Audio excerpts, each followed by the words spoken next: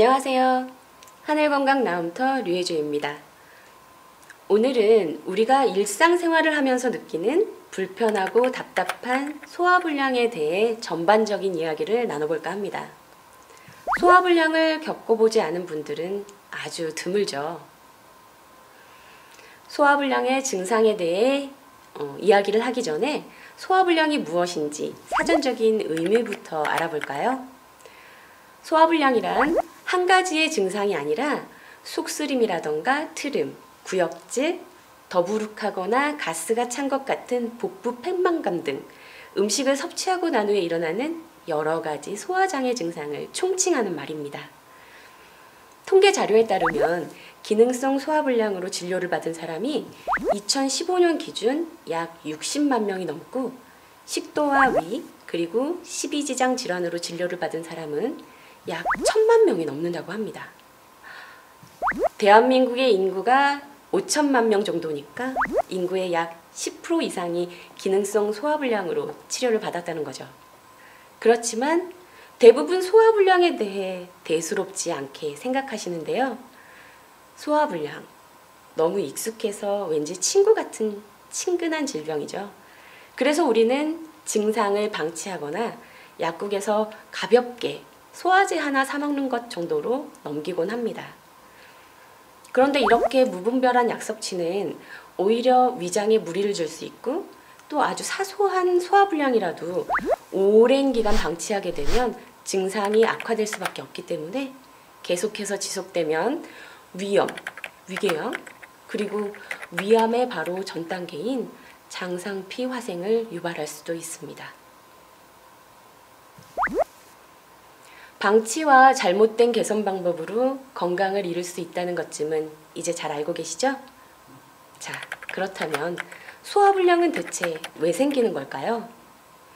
정말로 위가 안 좋아서 위장장애나 소화불량이 오는 분들은 오히려 드뭅니다. 네, 이미 알고 계실 수도 있겠지만 대부분의 소화불량은 스트레스에서 옵니다. 그만큼 지금 사회에서 마음의 문제가 심각하단 말인데요. 과거로 돌아가서 되짚어 볼까요? 태초의 인간은 어떤 동물보다 육식동물의 공격에 취약한 동물이었습니다. 때문에 공격에 민감하게 반응하고 빠르게 대처해서 생존할 수 있는 능력을 학습하게 되었죠.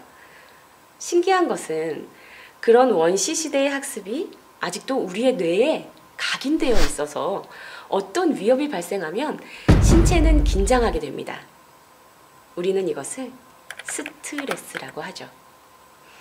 그런데 원시시대에 받았던 위협은 육체적인 위협이었고 지금 우리가 받는 위협은 인간관계나 사회생활에서 오는 정신적인 스트레스이기 때문에 큰 차이가 있습니다. 하지만 뇌는 오래된 학습을 기억하고 정신적 스트레스를 육체가 받는 위협이라고 여겨서 위협에 빠르게 대처할 상태를 만들기 위해 소화계로 보낼 에너지를 뇌로 모으게 됩니다.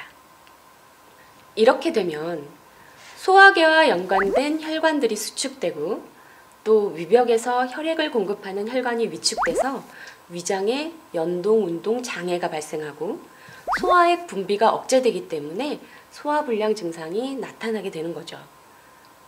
극심한 스트레스와 신경성 질환은 빈속의 위산 분비를 유발해 위벽을 헐게 하고 소화 기능을 약하게 만듭니다. 또 스트레스와 관련이 깊은 상화기운의 기혈을 막히게 해서 위장에 기혈순환 장애가 발생하기 때문에 소화불량 증상이 심해지는 거죠. 앞서 상화기운은 마음을 주관하고 있다고 알려드렸는데요. 이렇게 우리의 몸과 마음은 연결되어 있다는 사실을 여기서도 확인하게 되네요. 우리가 음식을 섭취하면 어떤 소화 과정을 거치는지 알고 계세요? 위는 튼튼하고 유연한 근육층을 가지고 있습니다. 이 근육들의 혼합 운동을 통해 음식을 위액과 골고루 섞고 연동 운동을 통해 다음 소화기관인 식이지장으로 보내집니다. 위장의 내부는 이런 운동을 해야 하기 때문에 두꺼운 근육으로 구성되어 있는데요. 만약 위장 근육의 연동 운동이 제대로 이루어지지 않게 되면 어떻게 될까요?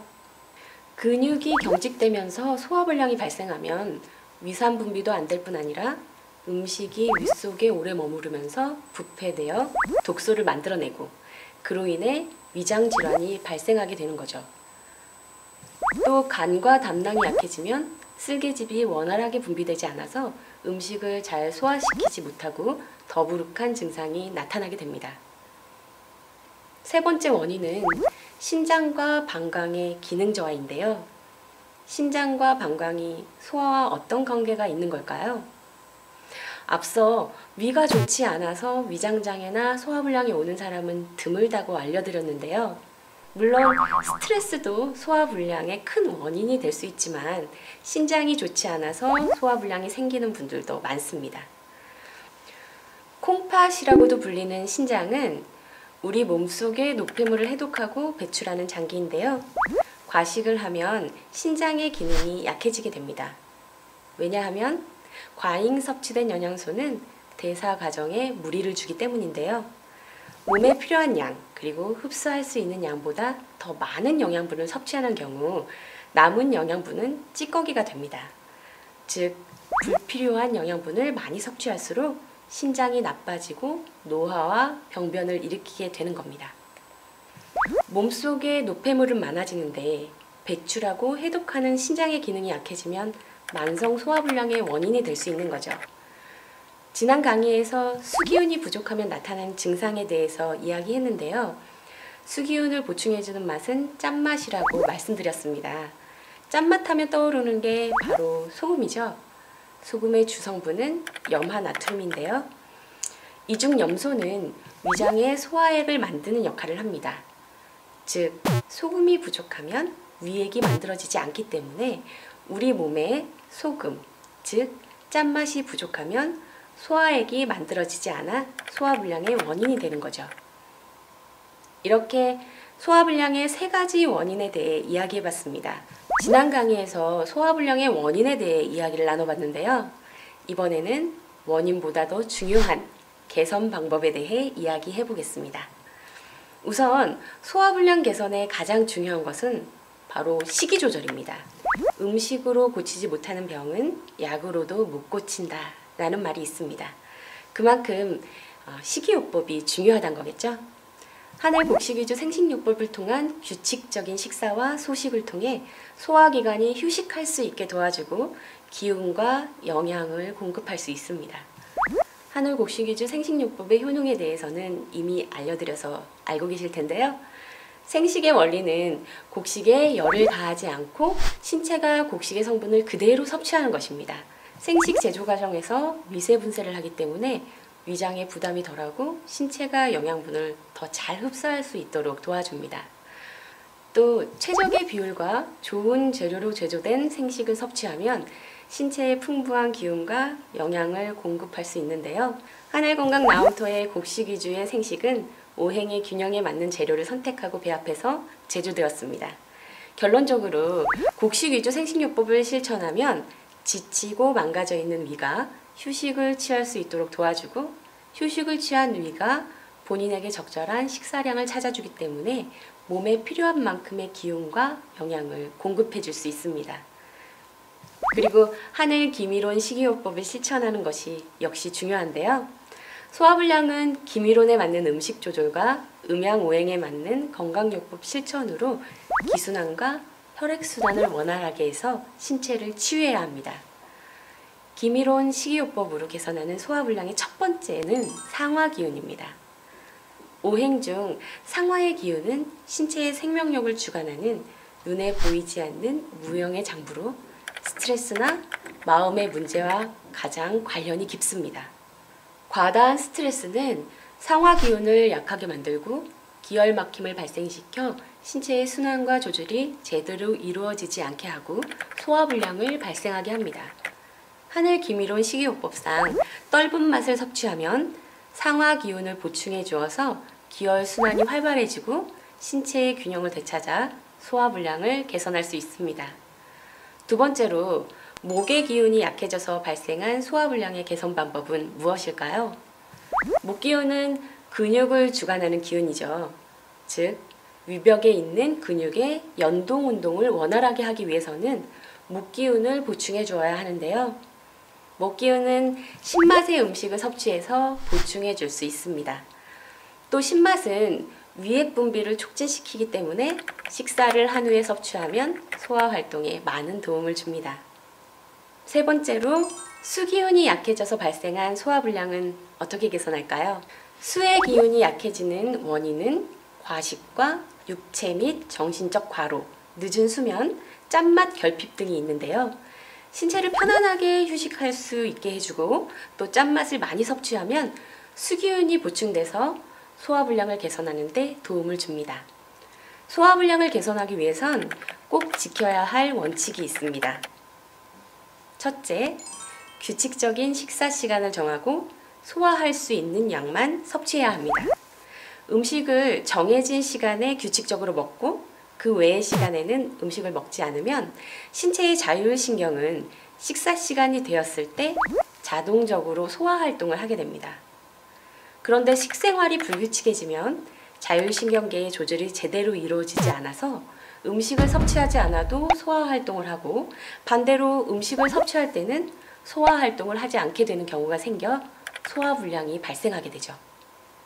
속이 쓰린 증상도 자율신경계 이상의 대표 증상으로 빈속일 때 위산이 분비되어 위가 손상을 받아서 나타나는 증상입니다.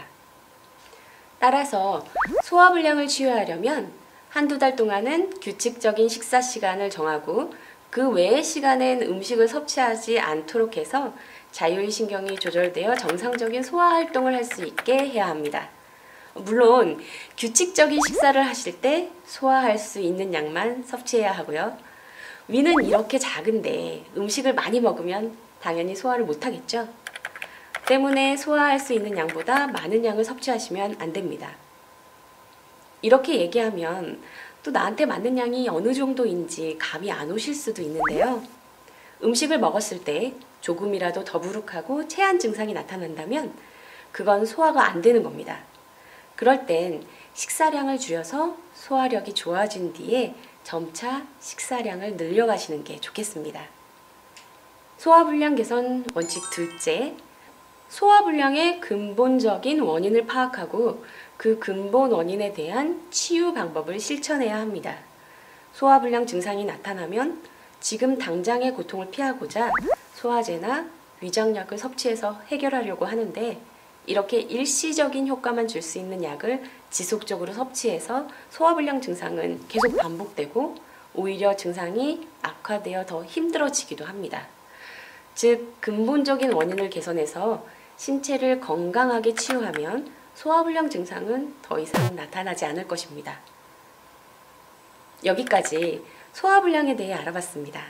이렇게 건강관리 방법을 알더라도 혼자 건강관리하다 힘들어서 포기하신 적 있으시죠? 혼자 하나하나 다 챙기면서 하기에는 시간적이나 금전적 여유가 부족하고 또 자신에게 맞지 않는 건강관리를 할 위험도 있습니다. 잘못된 건강관리에 대한 위험성에 대해서 이제 잘 알고 계시죠? 도움이 필요하신 분들, 올바른 건강관리를 원하시는 분들에게 적합한 곳이 바로 한일건강나움터입니다. 한일건강나움터는 개인별 상담을 통해 건강이 악화된 근본 원인을 알려드리고 올바른 건강관리를 제공해드립니다. 개인에게 맞는 한일건강요법을 제공해주면서 지속적으로 건강관리를 해주기 때문에 많은 분들이 찾고 계신데요. 여러분들도 한일건강나움터와 함께 건강한 삶을 사시길 바랍니다. 시청해주셔서 감사합니다.